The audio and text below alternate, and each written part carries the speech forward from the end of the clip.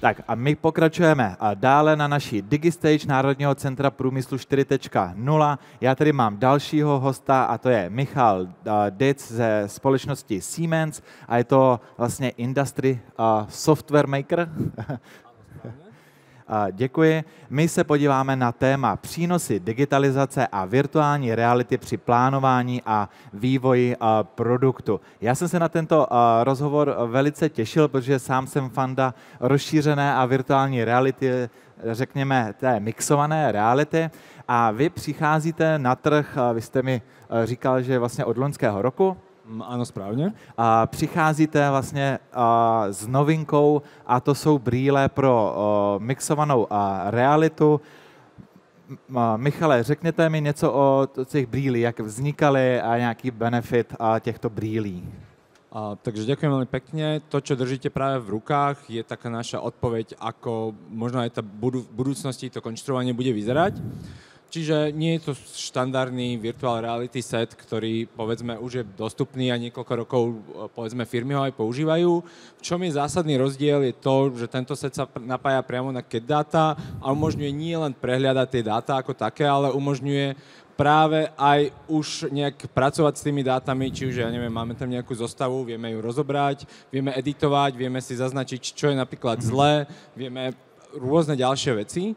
Čiže práve ten zásadný rozdiel je práve tá práca s tými dátami a s tým digitálnym dvojčaťom, ktoré už sa nielen pozerám na to, že vyzerá pekne v tej virtuálnej reality, ale práve s ním pracujem. Děkuji. Já se zeptám, tohle je produkt společnosti Siemens?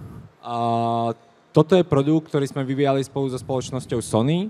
Čiže to, čo držíte v rukách, je hardware od Sony a potom Siemens ako taký dodáva software plus celé to prepojenie. Čiže nie je to komerčne dostupné, ktoré si môžete kúpiť na nejakých e-shopoch. Dá sa to kúpiť cez Siemens a následne používať so svojou licenciou. Děkuju. A vy k tomu máte ještě také zařízení. Teďka světu vládnou prsteny, tak koukám, že vy máte vlastní prsten také. Ano. A řekněte nám, k čemu vlastně potřebujeme ještě tyto zařízení. Takže toto sú samotné ovládače, čiže pokiaľ už ste v tej virtuálnej realite, máte ten výrobok alebo to, čo konštruujete, tak už potom pomocou tohto vlastne prstenia a pomocou tohto ovládača, či už si to približujete, vzdialujete, ovládate, presúvate, tým, že vlastne sa napájate a používate to priamo v CAD, v NX-ku, teoreticky viete to aj editovať, viete tam robiť určité zmeny. Čiže práve toto je takáto bránou na to, aby ste to správne používali. Děkuji. Já jsem si to sám vyzkoušel a jelikož i můj background je strojírenství, jak pracovně, tak i ve škole a sám dobře vím, když jsem programoval a vlastně modeloval, tak je hrozně důležitá ta přesnost. A vlastně virtuální realita a rozšířená realita a ovládání jenom pouze rukami je vlastně jako na přesnost složitá, takže z tohoto důvodu vy jste vyvinuli vlastně tyto zařízení, abyste dokázali dělat tu přesnost. Áno, presne tak a plus viete s tým interagovať s tým modelom, čiže máme napríklad use case, kedy máme autobus a viete prísť k tomu autobusu v rámci virtuálnej reality, otvárať tie dvere a zatvárať tie dvere a samozrejme na to potrebujete nejaký kontroler. Super, takže my máme hardware, teď se posuneme dál, aby jsme to komplexně mohli používat. Jaký je další krok? Takže samozrejme potrebujete k tomu software, potrebujete k tomu dáta. Takže software, ktorý je potrebný, je Siemens NX, alebo momentálne už Design Center NX, ktorý vám tvorí ten základ tých dát a na to sa ešte vlastne pripája add-on Immersive Engineering. To znamená, že to je ten most medzi tými vašimi CAD dátami, ktoré máte v tom NX-e a už tým, čo vidíte v tej virtuálnej realite. Samozrejme, tie dáta nemusia byť vytvorené v NX-e, viete ich dostať aj od, povedzme, iných CAD-ov a následne ich otvárať a používať. To znamená, že pokiaľ ste zákazník, ktorý používa alebo je v nejakom multicad prostredí, nie je to vlastne nejaká vaša zábrana na to, aby ste to používali efektívne. Ale data nahrajou do Siemens NX systému a pak už jedu celý ten proces v interně jednom softwaru. Áno, presne tak. Takže modeluju v NX.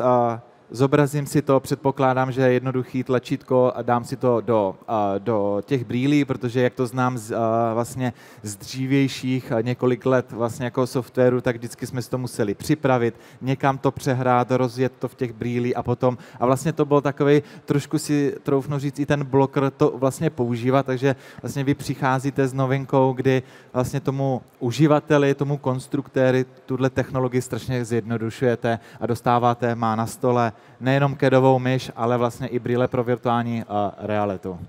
Áno, presne tak. A tu ste krásne popísali aj ten problém štandardných virtual reality setov. Čiže ak sa bavíme o tomto, tak tie najväčšie, najťažšie zostavy sa otvárajú radovo možno 3-4 minúty. Ak si to predstavím, že ak by som chcel používať napríklad konkurenčné riešenie, potrebujem si postaviť nejakú jaskyňu, preložiť si nejak tie dáta, otvoriť ich v tej virtuálnej realite, tak tu sa bavíme o tom, že to vlastne pripojím káblom, spustím to a vlastne naštartujem to, otvorím vlastne NX-ko, otvorím zostavu a už si to len otvorím v rámci Immersive Engineering aplikácie. Takže jednotná platforma mi vlastně zajistí to, že mi to vždycky bude fungovat, jsem na jedné platformě, jeden hardware, software. Presne tak. Já bych přistoupil k use caseům. Pojďme našim tady divákům říct, k čemu vlastně se to dá, tahle technologie vlastně použít. Nějaký use case, který by šel říct. O tých, povedzme, use caseov alebo tej kreativite sa medze neskladú, ale keď už si predstavím takéto zariadenie, tak je to veľmi zaujímavé napríklad počas design reviews. Pokiaľ dizajnujete, máme napríklad v rámci Siemensu use case, kedy sa dizajnujú luxusné jachty. Samozrejme, majitelia týchto jacht sú veľmi nároční zákazníci, ktorí si potrebujú vidieť, či už, ja neviem, farbu nábytku alebo všetky takéto veci, na ktorých si oni dávajú záležať. A to znamená, že viete ich previesť už cez to prostredie, viete im ukázať, ako to bude presne vyzerať predtým, ako to postavíte. To je jeden z príkladov. Ďalší príklad je, pokiaľ, ja neviem, implementujete veľké linky, chcete, povedzme, ukázať zákazníkovi, alebo hlavne vedeniu zákazníka, ako to bude vyzerať, je vždycky lepšie im to ukázať, povedzme, o virtuálnej realite a vysvetliť im to na obrázkoch, ako im to len nejak vytlačiť a tým pádom oni, povedzme, majú taký lepší kontakt s tým, čo to bude vlastne, alebo ako to bude vyzerať. A už keď sme u tých vlastne machine builderov alebo u tých, ktorí stavajú linky, tak tu veľmi silne môže byť, alebo veľmi silný faktor môže byť argumentovaná realita. Čiže vy, keď máte nejaké zariadenie, viete si ho umiestniť priamo do prostredia a v tom prostredí už vidieť, ako vlastne bude, ja neviem, vyzerať dané zariadenie. A ešte taký ďalší use case, ktorý je veľmi silný, sú práve veľtrhy alebo tá marketingová časť. To znamená, že znova, pokiaľ chcem ukázať viacero výrobkov, ale nemám kapacitu na to tých viacero výrobkov doniesť so sebou napríklad na veľtrh, tak je super mať takúto virtuálnu realitu, dať to zákazníkovi, previesť ich vlastne tým prostredím, čo všetko ste schopní dodať vy ako nejaký dodávateľ bez toho. A možno taká posledná, ktorá je už trošku viac sci-fi a trošku, ale samozrejme je reálna, sú tu firmy, ktoré to používajú, je práve kolaborácia. To znamená, že môžete sedieť vy napríklad v Čechách, druhý kolega v Indii, pokiaľ obaja používate NX-ko a práve Immersive Engineering od nás, viete kolaborovať, viete spolupracovať na jednom modeli, viete nejak diskutovať nejaké zmeny. To znamená, že otvára to veľké možnosti spolupráce v rámci tímov, spolupráce v rámci nejakých takýchto, povedzme, firemných prác. Super, děkuji. Ta kolaborace za mě je ten další krok, kam si myslím, že rozšířená virtuální realita samozřejmě směřuje. Zeptám se, jak reálně tam komunikujete, protože vy si zobrazíte ten model, máte tam nějaký videočet nebo hovor, nebo si normálně zavoláte, jak to funguje, nebo kam to cílíte?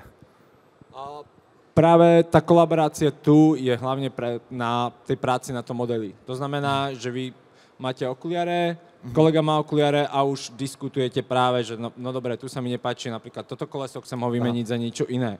super use case, ktorý som počul, bolo napríklad, stavili vlastne športové auto. Viacerí kolegovia v rámci vlastne nejakej skupiny mali tieto okuliare, mali fyzické auto, mali virtuálne auto, na tom virtuálnom aute bola určitá zmena a oni v rámci toho, ako tam chodili, tak potom diskutovali tú zmenu, napríklad vplyv aerodynamiky, alebo ďalšie takéto veci. To znamená, že nemusí to byť samozrejme cross-country kolaborácia, ale už keď ste vo vnútri, viacerí máte vlastne tento headset na hlave a viete komunikovať, viete diskutovať, že no dobre, tu sme zmenili takýto uhol, akú to bude mať zmenu. Děkuji. Pojďme ještě si jednou říct, v čem se odlišuje váš hardware a software od konkurence, protože to mi přijde vlastně na tomto úplně nejkouzelnější. Takže taký ten zásadný rozdiel je v tom, ako pristupujeme k tomu, nazvime to digitálnemu dvojčaťu, lebo samotný CAD model ako taký, hociakého CADu, je už digitálne dvojča.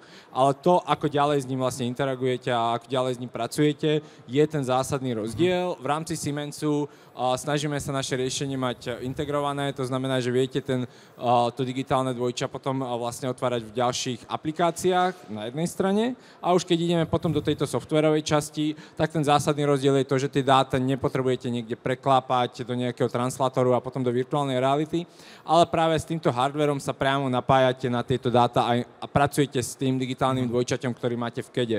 To znamená, že neexistuje tam nejaké také slepé miesto, že vy máte jeden model, kolega niečo zmení, vy o tom neviete, prezentujete to zákazníkovi a všetky takéto, povedzme, komplikované situácie, ktoré môžu nastať práve tým prekladom alebo tou nesprávnou implementáciou tých dát. Děkuju. Za náma běží také krásné video. Ono vypadá hodně futuristicky. A pojďme si říct, jak se dneska od tohoto videa odlišujete. Dobre, to, čo vidíte vlastne, alebo to video, ktoré beží, je taká naša predstava alebo vízia o tom, ako ten engineering bude vyzerať. Čiže čiastočne tie technológie, ktoré sú tam, už sú existujúce. Samozrejme, vidíte tam nejaký headset, vidíte tam dvoch ľudí, ktorí už medzi sebou komunikujú, to všetko existuje. Vidíte tam, ako už vlastne ovládajú ten CAD hlasom. Povedzme si, že to má ešte veľmi limitované kapacity, to je to, čo je povedzme tá budúcnosť, kedy ja stojím pred modelom a poviem, že no tak nechcem túto súčiastku, chcem tú druhú. Samozrejme, vždycky tam ešte musí byť nejaká fyzická interakcia, aspoň cez ten kontroler, takže to je ešte povedzme taká tá budúcnosť, kde by sme sa chceli dostať a na čom pracujeme. Já jsem si ty brýle u vás vyzkoušel, abych viděl, jak vypadá kvalita vlastně toho obrazu. Hodně mě překvapilo, že vy vlastně máte 4K rozlišení na každé oko, takže ten model vypadá opravdu věrohodně. Já bych i vás, diváky, vyzval na stánek Siemensu se na to podívat dost. Nemáte zkušenost s rozšířenou realitou a virtuální, běžte se podívat a vy vlastně ukazujete fotoaparát, kde máte vlastně v rozšířené realitě a máte i ten reálný a vlastně vy horko těžko poznáte, který je ten reálnej, ale vy ho cítíte, že jo? V levé ruce nic nemáte, v pravé máte ten reálný. Takže i ta kvalita těch dat, a co je pro strojírenský průmysl hodně důležitý, vlastně je ta přesnost a ten milimetrový detail. Takže i tohle v rámci vlastně dnešní doby a rozšířené reality už umíte vlastně zobrazit. Áno, presne tak. Čiže to rozlíšenie má byť čo najpodobnejšie oku, aby vám to vlastne prišlo prirodzené s tým pracovať na jednej strane, na druhej strane veľakrát to rozlíšenie potrebujete pri väčších zostavách, kedy potrebujete nahliadať určité detaily. Děkuji, Michale. Takže to byl náš rozhovor na téma přínosy digitalizace a virtuální reality při plánování a vývoji produktu. Děkuji, Michale. Ďakujem veľmi pekne taktiež.